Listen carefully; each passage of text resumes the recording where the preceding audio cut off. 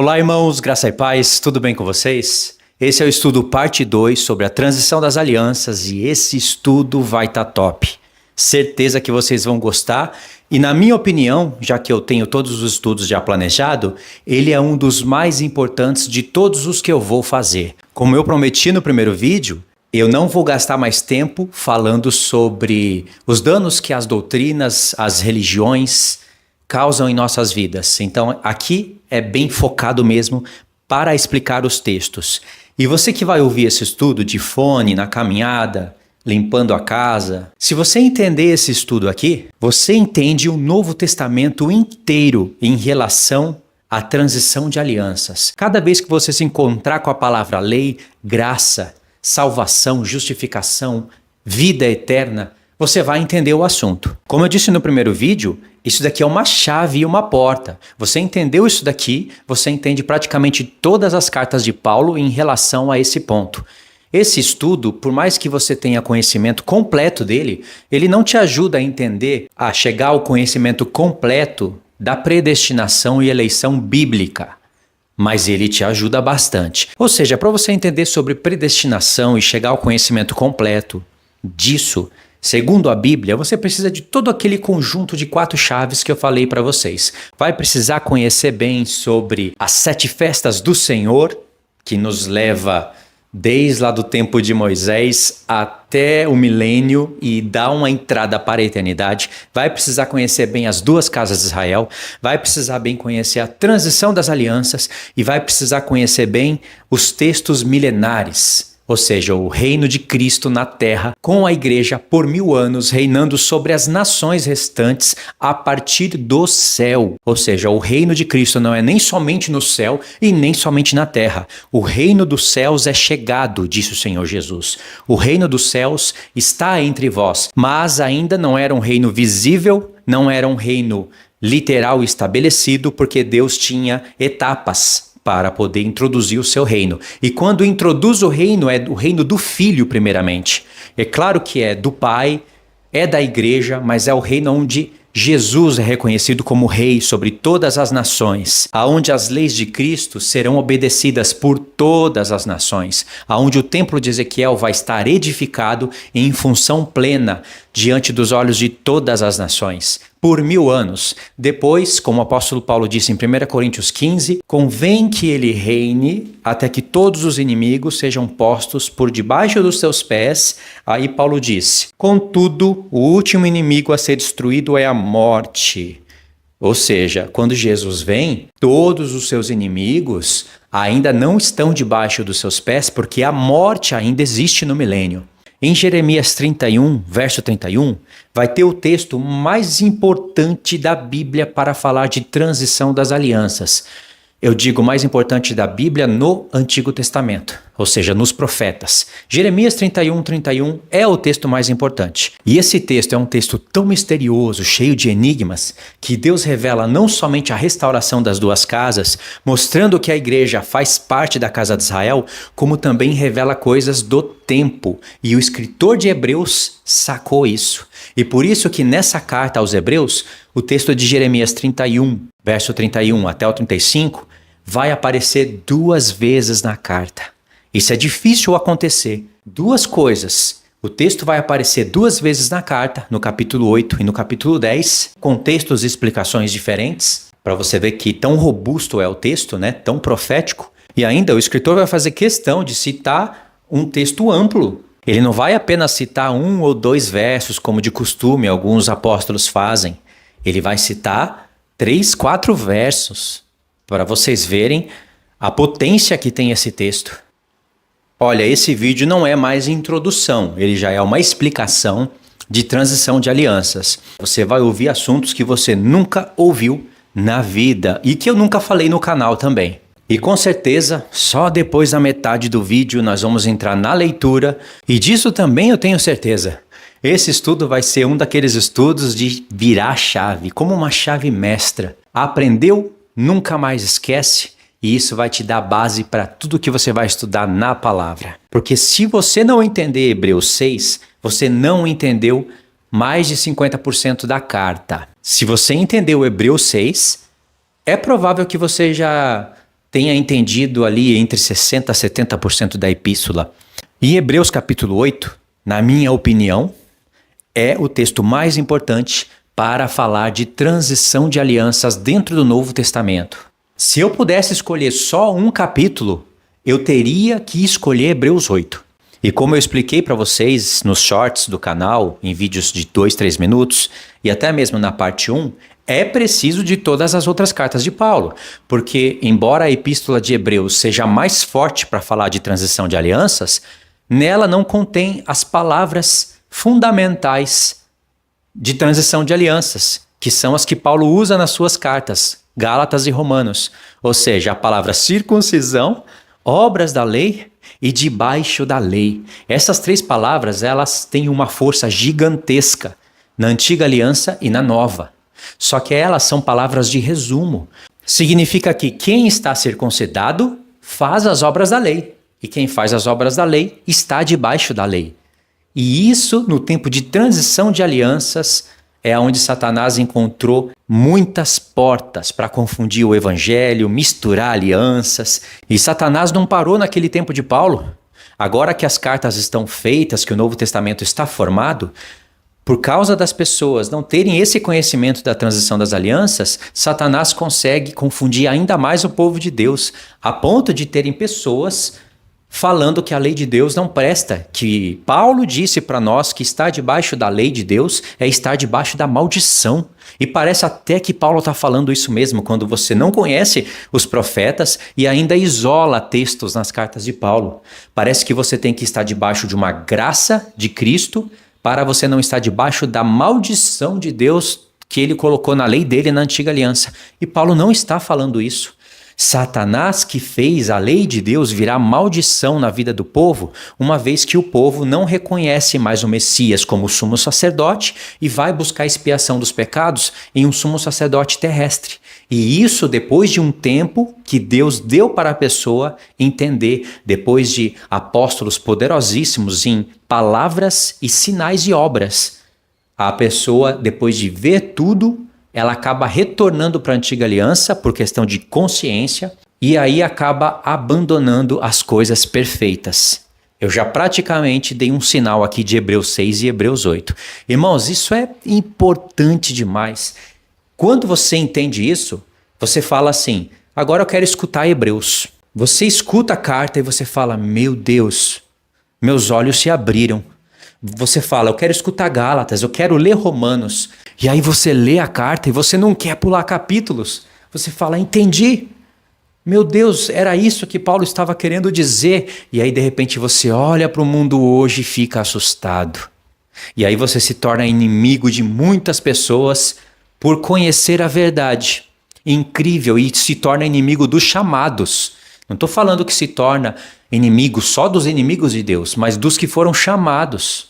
Assim como esses de Hebreus, eles foram chamados por Deus. Só que a conclusão da vida deles seria se tornar inimigos de Deus se o escritor de Hebreus não tivesse escrito essa carta. Em Hebreus capítulos 8 e 9, na verdade 8, 9 e 10, o escritor de Hebreus está explicando os capítulos 4, 5, 6 e 7. Explicando detalhes, ele primeiro esquematizou um assunto e depois ele começou a aprofundar esse assunto. Na verdade, Hebreus capítulos 8, 9 e 10, o 10, eu vou até realmente o 10, o 11, o escritor de Hebreus ele já dá uma mudança de assunto relacionada ao tema principal, mas ele já mudou, ele já começou a falar dos heróis da fé. Depois ele vai falar da Nova Jerusalém, volta para o tempo de Moisés, mas você vê uma pequena alteração no ensino, né? É como se os capítulos 7, 8, 9 e 10, eles formassem um só capítulo. Só que é melhor a gente pensar em uma mudança de perícope no capítulo 8. E eu vou explicar o porquê quando chegar ali. Ou seja, se você fosse olhar para essa carta em só 2 capítulos, seria do 1 ao 7 e do 8 até o final. Mas a gente pode olhar para essa carta em mais capítulos, não em 12 capítulos. Essa carta só tem 12 capítulos porque alguém dividiu assim. Mas originalmente essa carta não tem 12 capítulos. Ela tem no máximo 3 ou 4 capítulos, semelhantemente em Romanos. Então, por exemplo, Hebreus capítulo 6, você vai ver que o escritor de Hebreus, ele fala algo ali que as pessoas se confundem realmente por não entenderem as coisas do sacerdócio. Ou seja, essa carta não repreende só os hebreus, repreende a igreja. E hoje repreende muito mais a igreja do que os hebreus. Porque os hebreus ainda tinham a tentação de voltar para as coisas da antiga aliança porque não tinha Novo Testamento formado, não tinha tudo que nós temos e tinha templo. Então veja bem, se alguém não entende realmente as coisas da nova aliança, ela vai retornando para a antiga achando que se ela não comparecer no dia da expiação, ela vai ser eliminada por Deus. Ou seja, há um certo temor, mas sem conhecimento. Só que esse temor sem conhecimento, Deus atura por um período de tempo. Depois, se essa pessoa retroceder e abandonar a fé, Deus a abandona. Deus nunca abandona alguém, ele só abandona quem o abandona. E isso é o assunto que está em Hebreus 10. O meu justo viverá pela fé. Se a alma dele retroceder, a minha alma não tem prazer nele. Então, se a pessoa crucifica o Filho de Deus novamente, acabou, é apostasia. Mas enquanto essa pessoa não crucificou o Filho de Deus no coração novamente, aí Deus ainda zela por ela. E no caso desses hebreus aqui, eles tinham testemunho de boas obras. Olha a importância das boas obras. E são boas obras que o escritor de Hebreus fala que são pertencentes à salvação. E tem um capítulo aqui que o escritor de Hebreus está falando de salvação pelas obras da fé. E não é por acaso que o escritor de Hebreus fala isso em Hebreus 10, lá nos últimos versos, um pouquinho antes de entrar na galeria dos heróis da fé. E quase ninguém percebeu isso, irmãos. Ou seja, as pessoas atentam muito para Hebreus 11. Mas e o que ele falou em Hebreus 10? Em Hebreus 10, ele está desvinculando as pessoas das obras da lei, do templo literal, do sumo sacerdote literal, porque já passou o tempo de transição para eles. Ainda que o templo está erguido, o escritor de Hebreus já fala em Hebreus 8, o templo está prestes a desaparecer. Ou seja, ela não desapareceu ainda. O tempo de transição está em vigor. Mas se vocês não entenderem isso, o que vai acontecer? O que está escrito em Hebreus 6. A terra que recebe de Deus a chuva, a semente, a boa palavra e produz frutos é abençoada, mas a terra que recebe tudo isso e não produz frutos é amaldiçoada e está prestes a ser queimada, o que aconteceu com milhares de judeus e com o próprio templo. Vocês entenderam a profundidade desse assunto e a importância dele? Porque mexe até com o ano 70, que foi onde acabou o tempo de transição de alianças. Então, recapitulando, antes da leitura, desculpa, paciência, mas é preciso.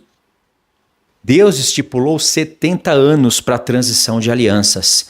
Os primeiros 30 anos foi para trabalhar na vida de João Batista e na vida de Jesus. Deus trabalhou com os dois ao mesmo tempo. Enquanto Deus trabalhava com João Batista de maneira isolada, longe do sistema da época, um homem que viveu isoladamente no deserto e que Jesus testemunhou dele, dizendo que ele é maior que todos os profetas que vieram antes dele. E é até difícil da gente entender o porquê disso. E ambos tinham que estar prontos. João Batista para revelar o Filho de Deus e o Filho de Deus para revelar o Pai e todas as coisas pertencentes à nova aliança. Então, dentro dos 70 anos, os 30 primeiros foram para esse propósito. E depois, quando Jesus primeiramente começou a anunciar a salvação, que é aquela que o escritor de Hebreus fala em Hebreus 1, começando o Senhor a anunciar a grande salvação, depois foi manifestada a nós, passou para a igreja. Então, o Filho de Deus que começou a anunciar a salvação. Não que ela não existia antes e que Deus não anunciava pelos profetas antes, mas o escritor de Hebreus está contando a vinda do Filho do Homem. E João Batista, embora ele anunciou o arrependimento de pecados e pregou o batismo, ele não anunciou a salvação que o Senhor Jesus começou a anunciar.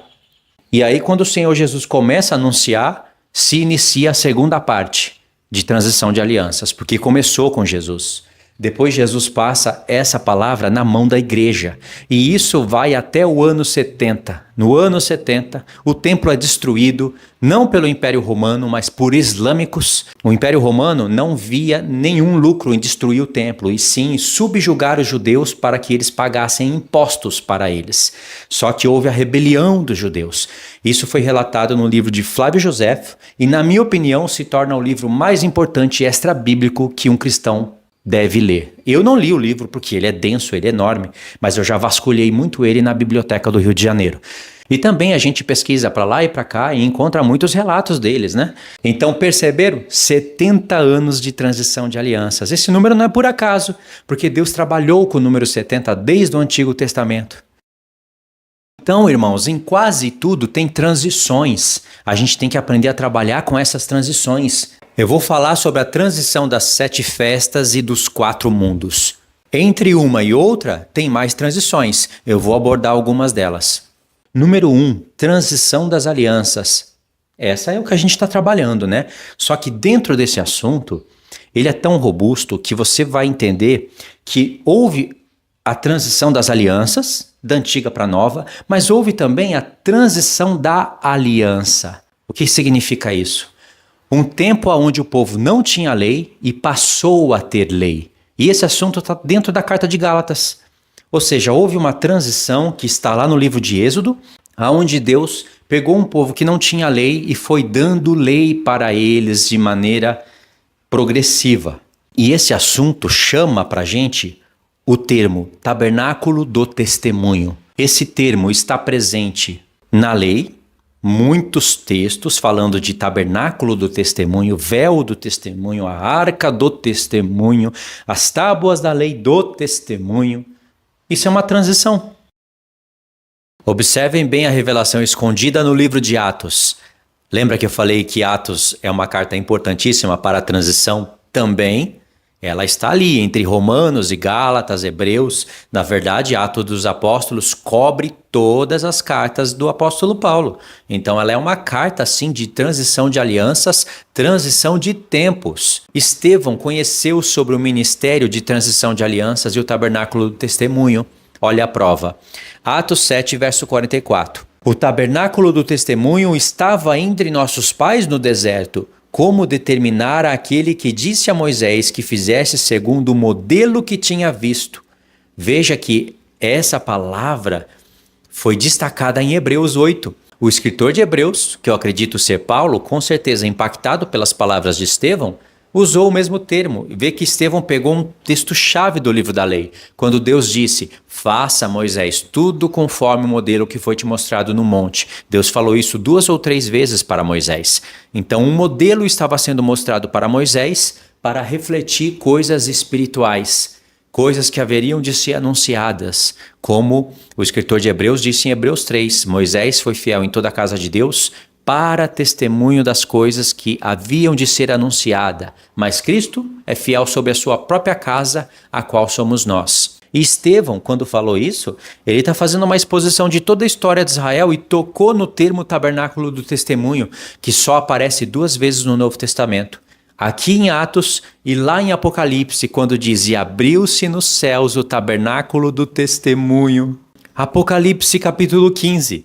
Não é incrível isso? Deus está mostrando realmente que o que ele mostrou para Moisés lá no monte foi realmente o que João está vendo lá no livro do Apocalipse. E por que tabernáculo do testemunho? Porque tudo o que tem no tabernáculo dá testemunho de Cristo, da igreja, até de nações restantes e de tudo que havia de ser anunciado. Voltando no texto, Atos 7, verso 44, Estevão disse, o tabernáculo do testemunho estava entre nossos pais no deserto, como determinar aquele que disse a Moisés que fizesse segundo o modelo que ele tinha visto, o qual também nossos pais, com Josué, tendo-o recebido, o levaram quando tomaram posse das nações que Deus expulsou da presença deles, até os dias de Davi.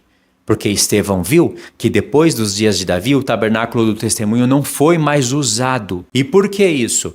Porque através de Davi, Deus iria escolher Jerusalém, para lá em Jerusalém, o filho de Davi edificar o templo. Porque a partir de Davi, Deus disse: achei Davi, homem segundo o meu coração, que fará toda a minha vontade. E na vida de Davi, a gente tem a história das duas casas de Israel, a gente tem Deus escolhendo o filho de Davi para construir o templo, e o filho de Davi é a figura de Cristo no milênio. O templo de Salomão é a figura da igreja no milênio. Então veja o poder de pregação nas palavras de Estevão. Ele não pôde desenvolver toda a sua pregação, porque mataram ele. E a morte dele serviu para levantar o apóstolo Paulo. Agora, o que Estevão não desenvolveu, Paulo desenvolveu. Por que Estevão tocou no tabernáculo do testemunho? Porque ele estava sendo acusado de falar que Deus iria destruir aquele templo e que Deus não habita em templos feitos por mãos de homens. E Estevão estava provando isso pelas escrituras. Só que as falsas testemunhas distorceram as palavras de Estevão. Estevão usou o termo tabernáculo do testemunho para falar aquilo que o escritor de Hebreus falou, que o tabernáculo de Moisés, ele estava dando testemunho a respeito das coisas que estavam sendo anunciadas naquele momento pela igreja.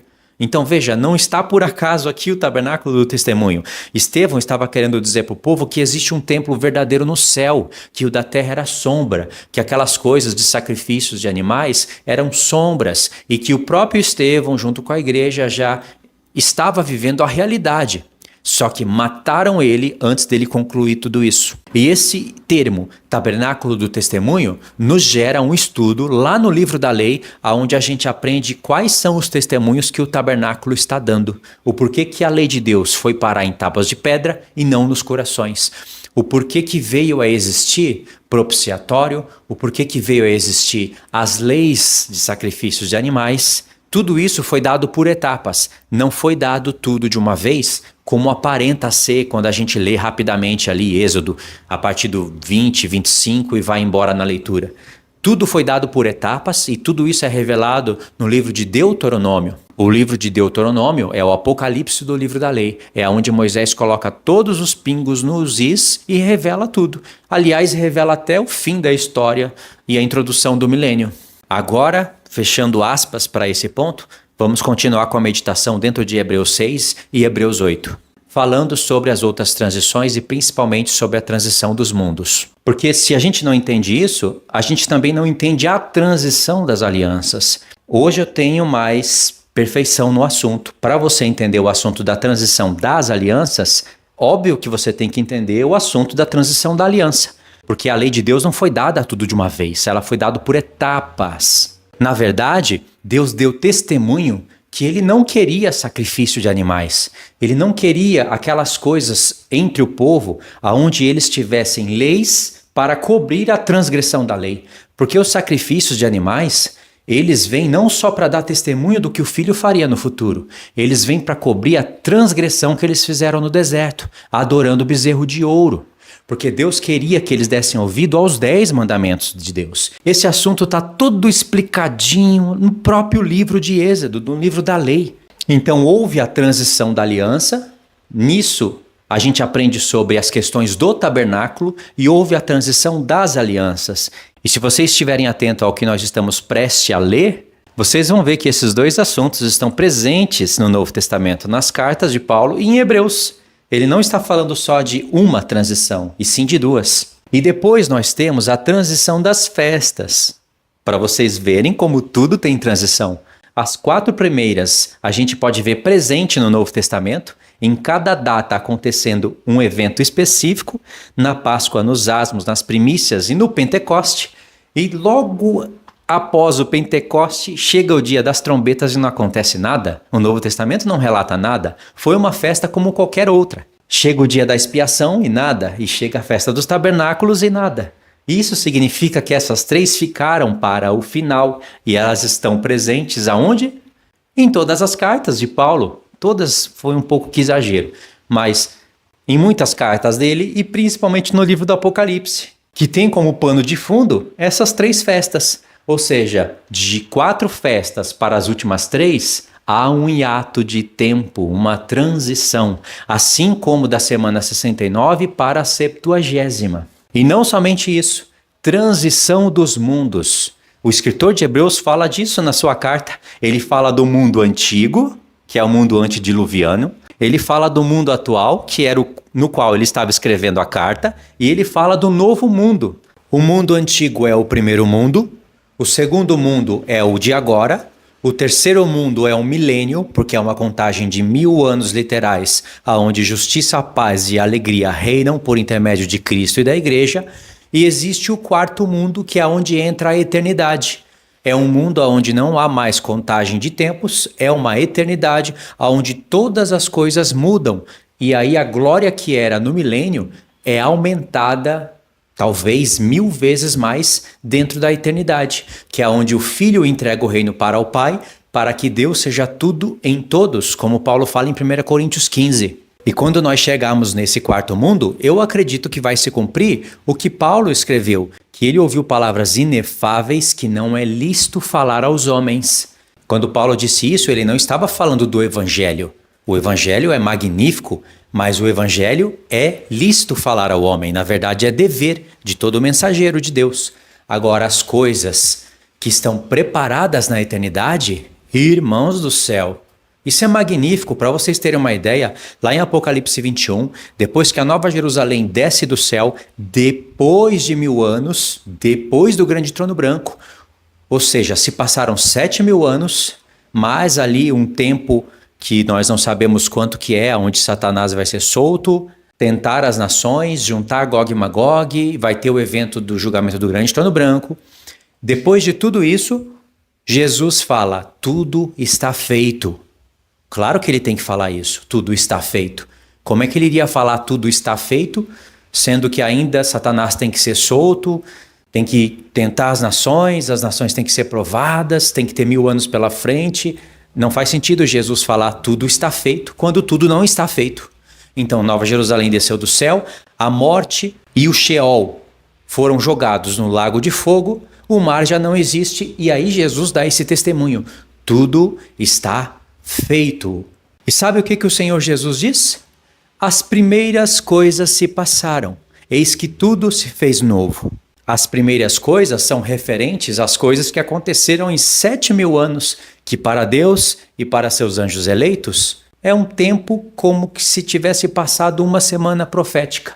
É mais ou menos como que se a gente, estando no tempo, tendo uma noção já do que são 1000 anos, a gente sabe que é um tempo longo, mas a gente já sabe também que para Deus isso é como se fosse um dia. Então, conjugando o nosso tempo com a eternidade e o que Deus nos revelou, é como se a gente passasse uma semana na Terra. Para Deus é como se fossem 7000 anos. Essa é a sensação da passagem do tempo para quem é eterno.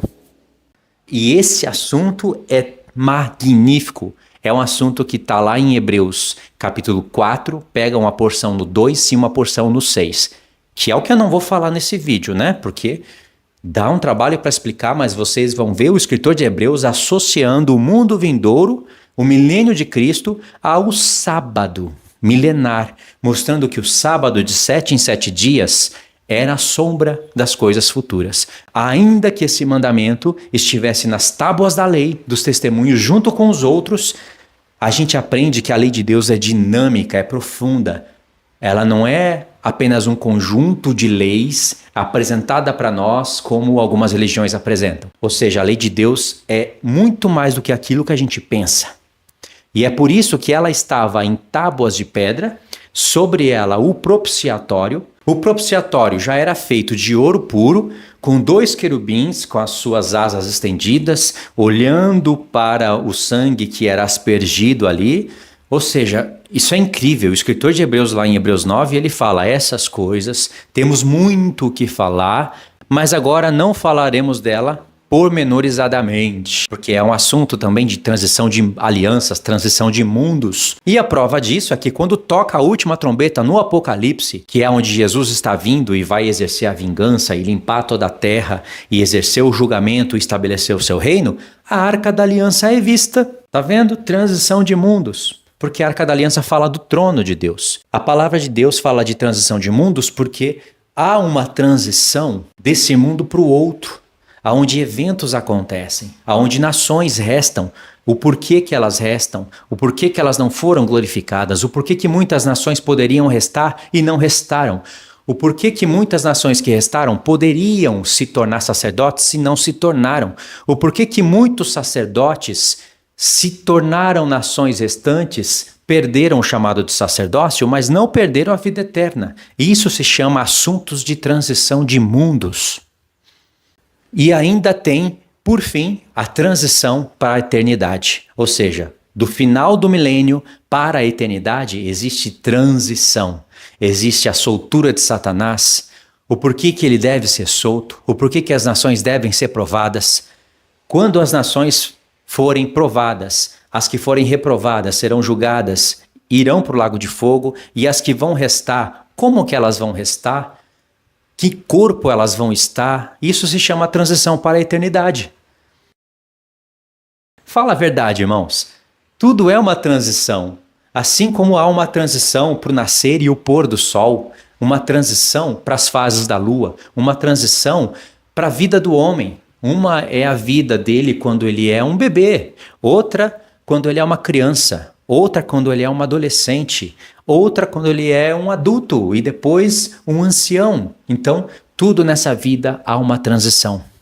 O Salmo 90 é o salmo mais forte para falar dos tempos proféticos. E ali fala que Deus é Deus de eternidade a eternidade. De uma eternidade para outra, 7 milênios estão no meio como transição de eternidades. Para Deus, eternidade passada e eternidade futura é uma só, porque a linha do tempo de 7.000 anos, ela está em cima da linha da eternidade. Agora nós estamos passando pelo tempo porque nós somos participantes de carne e sangue, como o escritor de Hebreus fala em Hebreus 2. Então nós temos a noção do tempo. Nós nascemos e envelhecemos. Mas a eternidade não parou, a eternidade continua. Só houve uma pequena ruptura nela por causa do tempo. Ruptura entre aspas. O tempo está rolando em cima da eternidade. Para Deus agora é eternidade, mas agora ele trabalha conjugado com o tempo. E é por causa disso que as pessoas entendem errado o assunto da predestinação. A predestinação ela acontece porque Deus é presciente e ele viu todas as coisas antes da fundação do mundo. Então uma coisa é Deus ter todo o plano dele estabelecido e concluído e revelar para nós que tudo na mente de Deus já está feito e desenvolvido. Outra coisa, que é realidade, que Deus trabalha com ela, é que as coisas se decidem no tempo. O nosso chamado é no tempo. Se nós vamos confirmar o nosso chamado e a nossa eleição, é decidido no tempo. Tudo é decidido nesse tempo. Esse tempo no qual todas as coisas são decididas, tudo já foi visto por Deus antes da fundação do mundo e por isso existe a predestinação. Lembra que eu disse para vocês que quando vocês tiverem domínio sobre todos esses assuntos, vocês conhecem o que é a predestinação bíblica? O assunto da predestinação não é o assunto da carta, mas já que eu quis falar de várias transições como a transição da aliança, a transição das festas, a transição dos mundos, a transição da eternidade, então eu quis pôr esse assunto junto. E agora nós vamos entrar na leitura, e com a leitura o assunto fica mais profundo ainda. Hebreus capítulo 6. Por isso, pondo de parte os princípios elementares da doutrina de Cristo, deixemo-nos levar para o que é perfeito, não lançando de novo a base do arrependimento de obras mortas e da fé em Deus, o ensino de batismos e da imposição de mãos, da ressurreição dos mortos e do juízo eterno. E isso faremos se Deus permitir. Pronto, esse ponto aqui, ele é um ponto que realmente não é entendido. Porque o que as pessoas concluem quando leem isso daqui? Que o escritor de Hebreus está falando que é para deixar de lado os princípios elementares da doutrina de Cristo. E na cabeça deles, o que é princípios elementares? A lista que o escritor de Hebreus disse. A base do arrependimento, de obras mortas, a fé em Deus, o ensino de batismos, imposição de mãos. Então, na cabeça desses, como tudo isso foram coisas que introduziram ali a nova aliança, o escritor de Hebreus estava cobrando para as pessoas deixarem isso de lado, não para deixar de fazer, mas deixar de focar nisso e seguir para o que é perfeito. Irmãos, isso não bate com nada do Novo Testamento. Olha, se o escritor de Hebreus está repreendendo eles por eles não entenderem nem o assunto de Moisés, do sacerdócio, do templo, como que o escritor de Hebreus vai estar falando, olha, vocês já estão bom demais aí nessa imposição de mãos, nesses princípios elementares, na pregação da fé, de obras mortas, vamos agora para o que é perfeito. Irmão, se essas coisas da lista do escritor de Hebreus não são perfeitas, o que é perfeito então? Porque se eles não estavam em condições nem de entender as coisas da antiga aliança, como que o escritor de Hebreus deixaria de falar o que é perfeito? Irmãos, em Hebreus 7, você vai ler e vai ouvir na tua casa os textos que eu citar, mas não ler. Eu acabei de jogar no canal aí a Epístola de Hebreus narrada. Eu só removi o fundo musical, porque o trabalho já existe desde quando eu estava no Japão, e postei no silêncio total. Então vocês podem ou ouvir ou ler.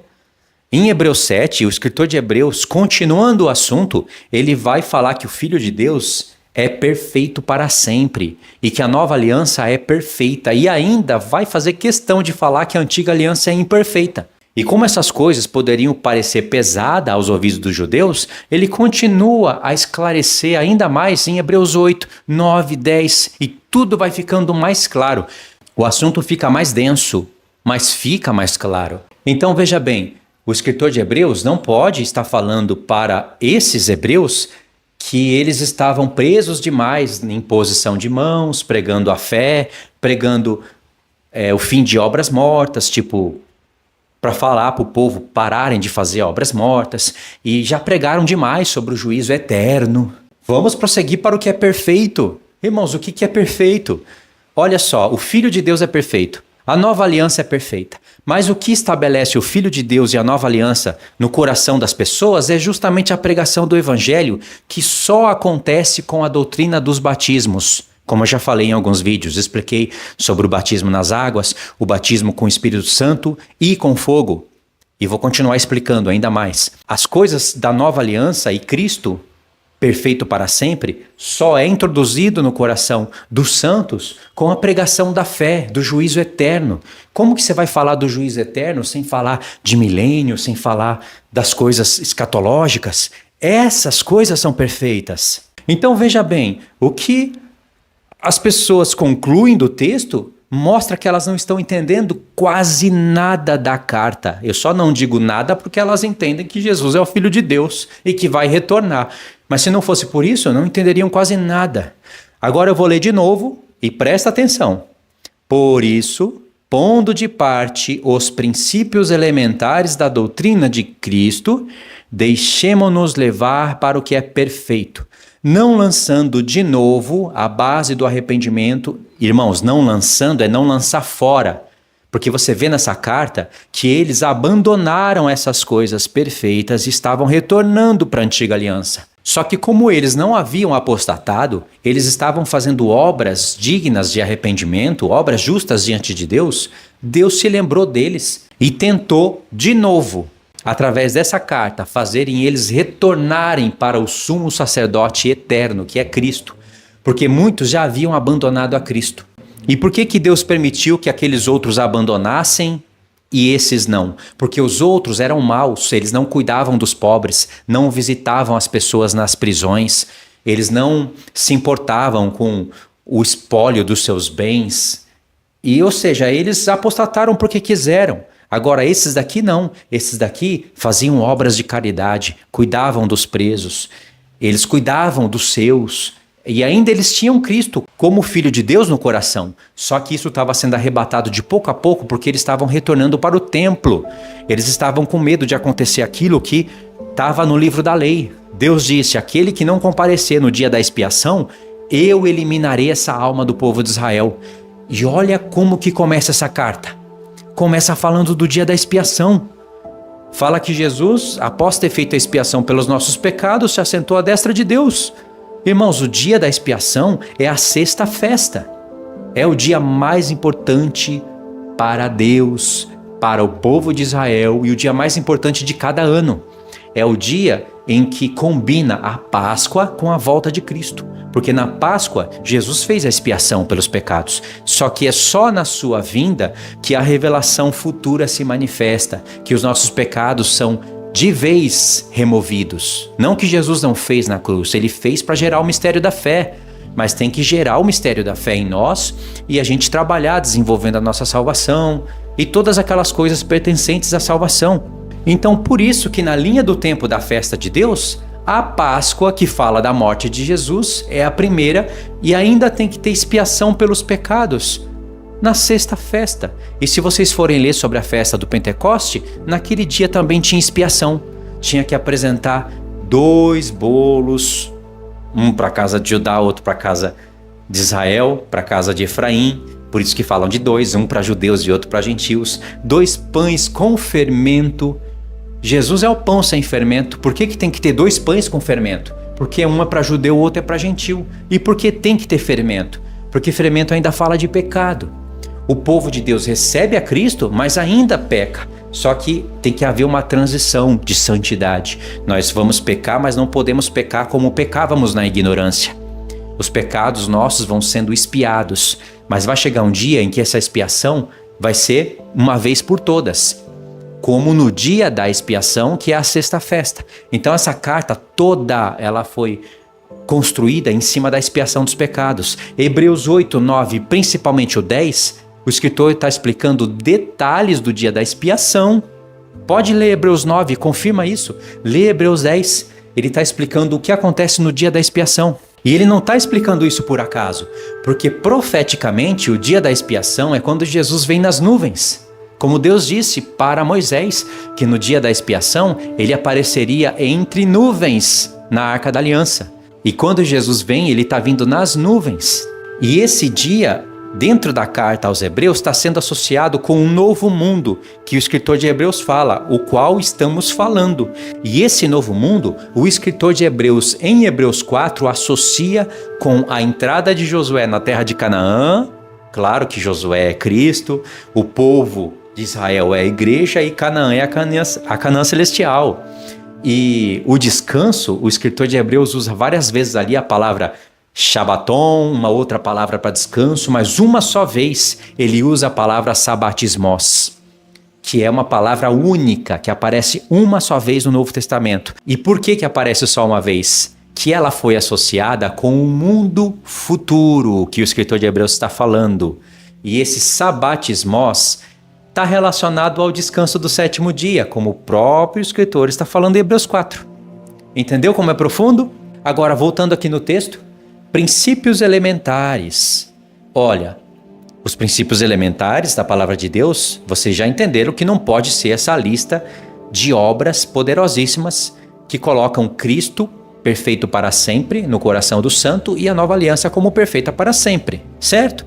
Se você volta um pouquinho o capítulo, como eu estou voltando aqui no celular, eu vou ler Hebreus 5 a partir do verso 11.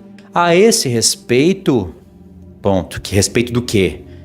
Nós sabemos que está falando a respeito de sacerdócio, das coisas de Arão e principalmente de Melquisedeque, que também é assunto de transição de alianças e transição de mundos.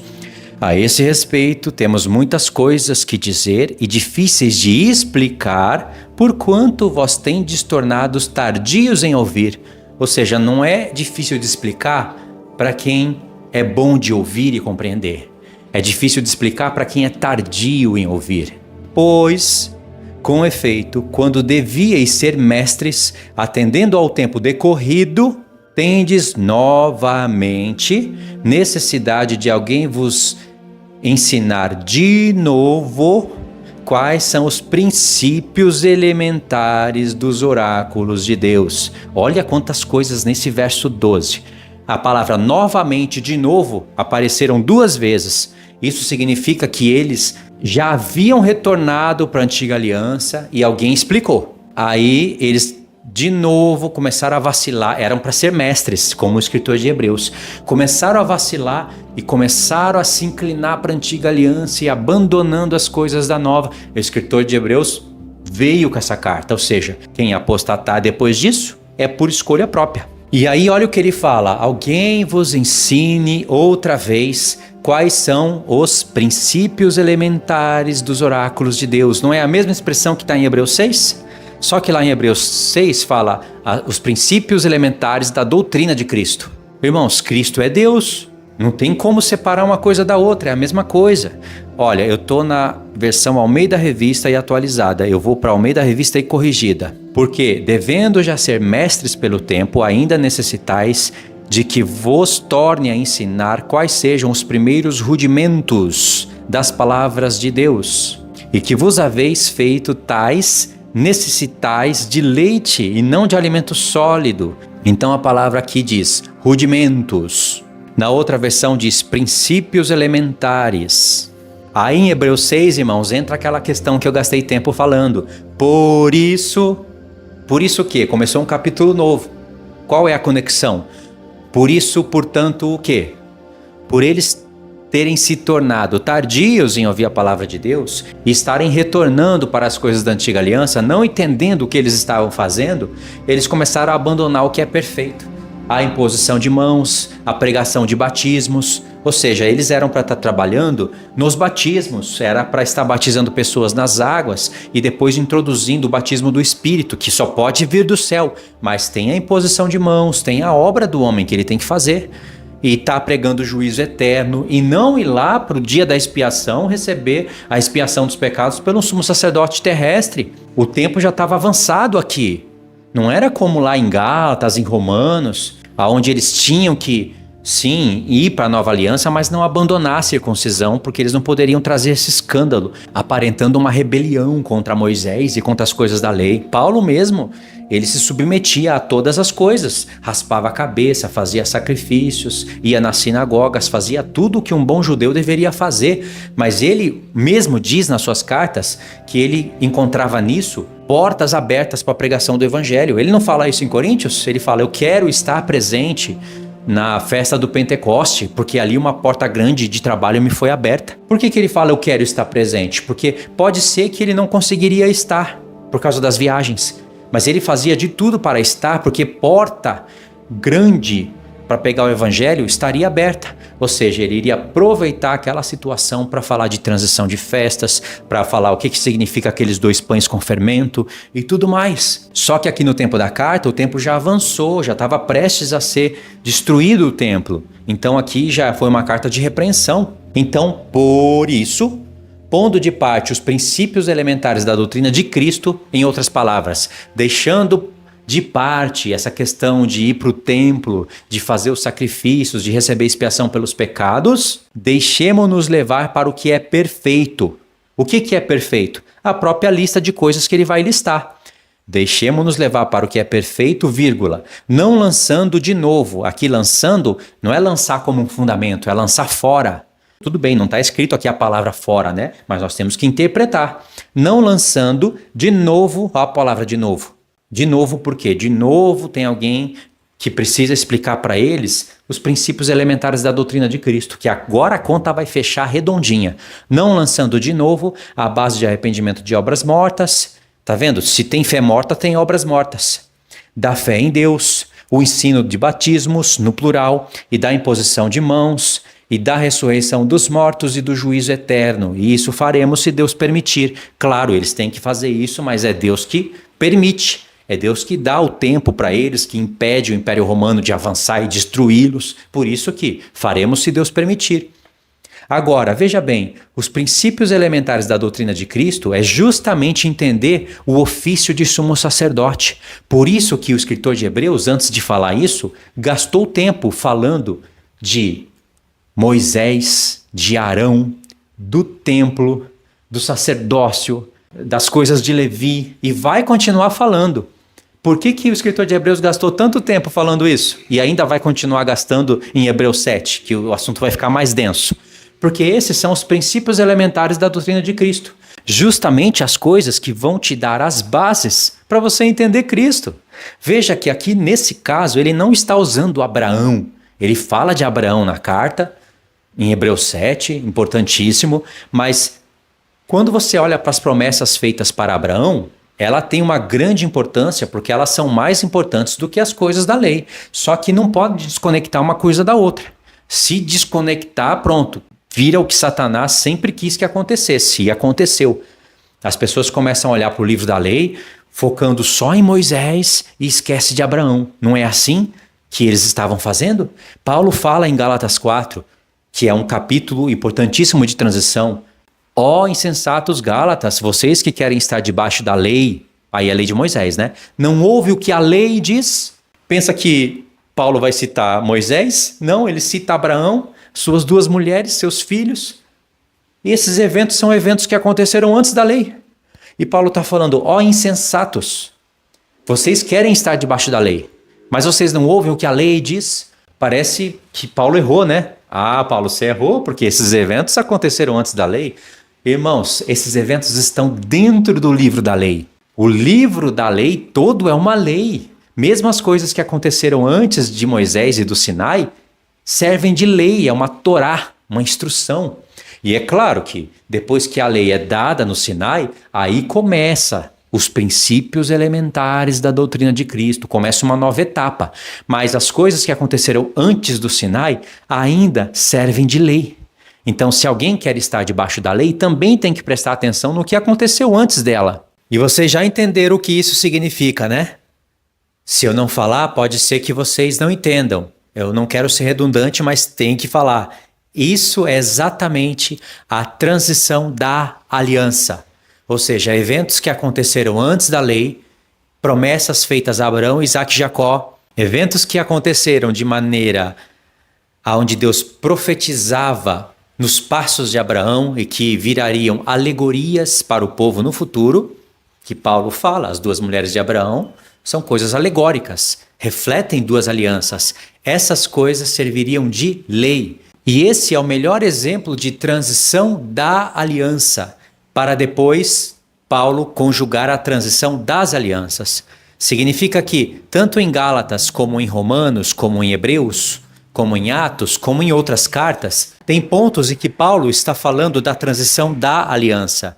E depois, juntamente, ele fala da transição das alianças. O ponto é, quando Paulo está falando de Moisés e contrasta com Abraão, aí ele está falando de duas transições, da aliança antes da lei para a lei e depois de transição de alianças, da lei de Moisés para a aliança eterna.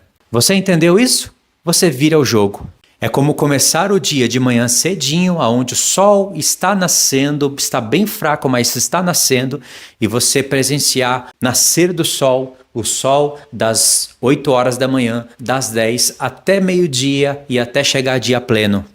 E o que a gente deve concluir nas palavras do próprio apóstolo Paulo é o seguinte, que os eventos que aconteceram antes da lei foram registrados no livro da lei para que se tornassem lei. Ou seja, uma é a lei dos mandamentos em formas de ordenanças, que Paulo fala lá em Efésios 2, em Colossenses também, Colossenses capítulo 2, e outra é a lei eterna. As leis em forma de ordenanças, que eram contrárias ao povo de Deus, porque dava testemunho contra o povo, essas sim tinham um prazo de validade. Enquanto a primeira aliança vigorasse, aqueles que fizeram essas coisas, por elas viverá. Mas depois que vem o tempo da reforma, e eu estou falando da reforma bíblica, que está relatada em Hebreus 9, vindo, porém, Cristo, no tempo da reforma, ele atualizou a aliança que havia prometido em Jeremias 31. Por isso que eu citei Hebreus 8 e Jeremias 31. Eu disse para vocês que Jeremias 31 é o capítulo mais importante para falar de transição das alianças dentro do Antigo Testamento, e Hebreus 8 é o capítulo mais importante para falar de transição das alianças dentro do Novo. De onde eu tirei isso? Do próprio Hebreus 8. Em Hebreus 8, quando o escritor de Hebreus está falando de transição das alianças de maneira bem clara, ele cita Jeremias 31. Bom, concluindo essa parte, sabe o que o apóstolo Paulo fez? Ele não permitiu que a obra de Satanás de descontextualização de leis, de textos, de profetas, persistisse por muito tempo, porque Satanás descontextualizou primeiramente o livro da lei. Depois ele foi e descontextualizou os profetas. Como assim? Olha, os Gálatas estavam olhando para a lei de Deus de Moisés para frente. E Paulo chega para os Gálatas e fala: seus insensatos, sim, são meus filhinhos. Eu vos amo. Vou falar dos frutos do Espírito, mas vocês são insensatos. Vocês foram induzidos a olhar para o livro da lei só de Moisés para frente. De Moisés para trás também é lei. E a palavra de Deus não pode se contradizer.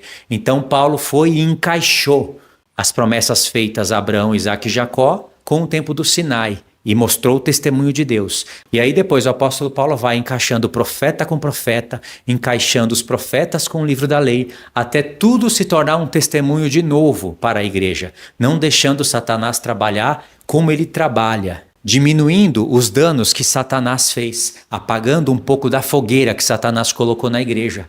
Beleza, entendendo isso, que é importante, vamos voltar para a meditação. Então, é tudo isso que nos dá as bases para entender os princípios elementares da palavra de Deus. Com Abraão, nesse caso, nós não conseguimos entender que Cristo é um sumo sacerdote. Aonde que nós vamos entender isso? Olhando para as promessas de Abraão. Mas olhando para as coisas que Deus deu para Moisés após o evento do Sinai, nós conseguimos entender ali um sacerdócio, uma proposta, como os pães da proposição, a mesa dos pães da proposição. Ou seja, há uma proposta para que 12 tribos comam dos 12 pães que estão ali na mesa. No entanto, por causa de eventos de pecados das tribos, só uma tribo, e ainda só da linhagem de Arão, estava comendo dos pães. Mas a proposta é que 12 tribos comam daqueles pães, e é só os sacerdotes que podem comer. Essa é a proposta de Deus. Então, através da lei de Moisés, nós entendemos os princípios elementares da doutrina de Cristo, aonde fundamenta o que é um sacerdote eterno.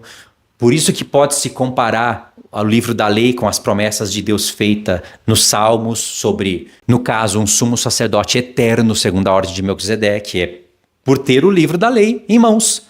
E é isso que o escritor de Hebreus, em Hebreus 5, chama de princípios elementares da palavra de Deus. Ou seja, são as coisas que nos dão fundamentações para entender tudo o que a igreja faz hoje, estando na carne. Porque uma coisa é a igreja se comportar como sacerdote e fazer coisas de sacerdotes na realidade, mas num tempo de carne, num tempo onde você é impedido de continuar. Então, quando você morre, cessa as suas obras. Então, nesse caso, você está sendo participante dos poderes do mundo vindouro, como está escrito aqui em Hebreus 6. Vou ler o verso 4 para provar isso, que eu não li o verso 4, né? É impossível, pois, que aqueles que uma vez foram iluminados e provaram o dom celestial e se tornaram participantes do Espírito e provaram da boa palavra de Deus e os poderes do mundo vindouro, o que são todas essas coisas? Justamente quando você tem o poder de Deus de praticar a imposição de mãos, batizar pessoas nas águas com o Espírito Santo, ensinar a palavra, ensinar o juízo eterno de Deus, ou seja, ensinar tudo. Você participou dos poderes do mundo vindouro. E é impossível, uma vez que você participa de tudo isso, e prova da boa palavra e dos poderes do mundo vindouro, e recai, sim, é impossível outra vez renová-los para o arrependimento, visto que de novo estão crucificando para si mesmos o Filho de Deus, expondo a ignomínia. O de novo aqui é porque uma vez eles falaram, crucifica-o, entregou Jesus na mão dos romanos. Eles mataram Jesus pelas mãos dos romanos. Por isso que fala de novo. Agora, essa segunda vez, não tem mais sacrifício para eles. E Jesus veio, ressuscitou e pregou primeiramente para eles que crucificaram o Filho de Deus. Então, quem fizer isso de novo, faz no coração e comete apostasia. Entenderam? Concluindo, princípios elementares da palavra de Deus, princípios elementares da doutrina de Cristo, Hebreus 5 e Hebreus 6. O que é isso? Ou, na verdade, o que são essas coisas? São coisas da antiga aliança. Coisas que você, comparando umas com as outras, como Paulo fala para a igreja de Coríntios, comparando coisas espirituais com espirituais ensinadas pelo Espírito, você chega nessa conclusão. Você entende, então, que tudo aquilo era sombra das coisas futuras, como o escritor de Hebreus fala em Hebreus 8 e 10. E eu vou ler agora mesmo Hebreus 10, verso 1, para vocês saberem que o que eu estou falando é certo. Ora, visto que a lei tem a sombra dos bens vindouros e não a imagem real das coisas, nunca jamais pode tornar perfeitos os ofertantes, com os mesmos sacrifícios que ano após ano, perpetuamente, eles oferecem. Veja, perpetuamente, porque não podia parar, era estatuto perpétuo, estatuto eterno, mas eterno enquanto dura, porque há uma transição de sombra para a realidade. A sombra é o que se fazia em todos os tempos por lei de Deus, e quem não fizesse seria excluído, e o que eles estavam fazendo ainda nesse tempo que Deus ainda considerava como válido. Pode ver, o véu se rasgou, Jesus deu testemunho, mas o véu foi costurado ou foi colocado um outro no lugar e Deus ainda considerou válido. Porque o escritor de Hebreus está falando isso em Hebreus 8. Estatuto perpétuo, você vai ter que passar pela transição das alianças e do entendimento. Porque se Deus fala de um sacrifício em Cristo, então é estatuto perpétuo. A Arca da Aliança não é um estatuto perpétuo. O próprio Deus profetiza o fim da Arca da Aliança em Jeremias capítulo 3, a partir do verso 14. Mas a Arca da Aliança é um estatuto perpétuo porque ela é uma sombra que dava testemunha do trono de Deus. Então aí sim, a questão do estatuto perpétuo não entra em contradição. Então, irmãos, eu expliquei para vocês Hebreus 6, dei um pulinho para lá e para cá dentro de Hebreus, mas eu acredito que nesse vídeo aqui é melhor eu não explicar Hebreus 8, porque senão vai ficar muito grande. E aí no terceiro vídeo, que eu posso gravar amanhã mesmo, eu já entro em Hebreus 8, vocês já vão entrar quente no assunto, porque eu não vou demorar muito tempo para postar. O grosso do estudo, sabe, o que era robusto, eu coloquei aqui, eu acredito que foi bem colocado. E Hebreus 6, como eu disse, ele vai ser explicado com mais detalhes em Hebreus 7, 8, 9 e 10. Quando chega em Hebreus 11... o escritor de Hebreus parece que dá uma pequena mudança no assunto para falar dos heróis da fé. Mas meu conselho é esse, nunca leia Hebreus 11 sem pelo menos recapitular o 10. Então esse ponto aí a gente estuda na parte 3 do vídeo. E agora só para os que chegaram até aqui, eu vou fazer o convite que faz muito tempo que eu não faço, mas que agora eu vou fazer com mais frequência. São as pessoas que eu peço para me ajudar na minha obra, no meu trabalho aqui. Muitos já sabem disso, mas outros não sabem. Então eu convido essas pessoas para me ajudarem. É uma ajuda voluntária. E é uma ajuda que eu tenho confiança de pedir e nem tenho vergonha, porque é uma ajuda que é aprovado pela palavra, não é comércio da palavra de Deus. Eu morei mais ou menos 30 anos no Japão, estudei lá a vida toda e trabalhei bastante, o tempo todo. E aí, de um certo tempo, Deus me trouxe para o Brasil sem nada. Através de um processo que não dá para explicar tudo aqui, mas eu vim para o Brasil só com 2 malas. E vim mesmo pela fé, porque quando eu vim decidido a não voltar mais. E aí aqui no Brasil eu fiquei na casa de alguns irmãos, indo para lá e para cá, foi meio atribulado, mas Deus me ajudou em tudo. E alguns irmãos fizeram um grupo de ofertantes para eu poder realmente firmar no Brasil, porque senão eu teria que retornar para o Japão. Mas quando eu vim com o pensamento de não retornar mais. E aí esses irmãos criaram o grupo, e esse grupo foi criado já tem 3 anos. E não fui eu que pedi para criar, eu não estipulei o valor mínimo de oferta. É voluntária, mas tem que ter um valor mínimo, né? Só para dar um toque para a pessoa. Se a pessoa quiser ofertar menos, oferta. Se a pessoa quiser ofertar mais, ela pode ofertar. E o mês que não ofertar, não tem cobrança, é tudo voluntário. A proposta é que a pessoa oferte a partir daquele valor e oferte todo mês, mas as pessoas ofertam bem mais do que aquilo. Então não foi nada criado por mim. Eu estou no grupo, eu posso gerenciar o grupo, mas quem cuida ali para mim hoje é uma só irmã. Então eu quero convidar mais pessoas para me ajudar. Eu tenho estudo suficiente no canal para montar cursos e colocar à venda. E eu sei editar, eu sei construir um site, ou seja, eu posso realmente comercializar a palavra de Deus. Só que isso para mim é comércio. Eu não concordo com isso, não concordo com quem faz isso absolutamente até o fim, e até o fim isso para mim vai ser um comércio. Ofertas voluntárias não é comércio porque é voluntário. Então eu nem abro o meu seja membro do canal, o que o YouTube fica falando para mim direto.